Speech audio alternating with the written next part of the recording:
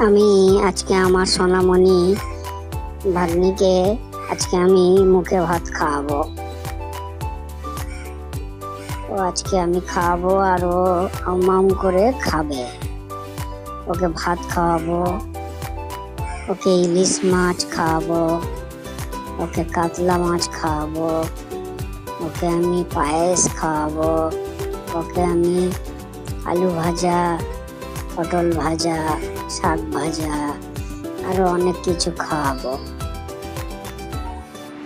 তোমরা একটু দেখো কিভাবে খায়, সবাই ওকে দেখো করছে। আমাকে আজকে প্রথম ভাত খাওয়ানো হবে। আমার মামা আজকে আমাকে ভাত খাওয়াবে।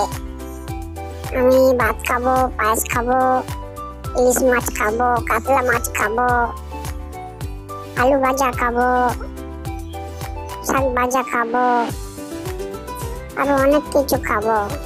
আমার মামা আমাকে খাওয়াবে, আমি খাবো, আম করে খাবো। আমি প্রথম আজকে ভাত খাবো। আমার মামা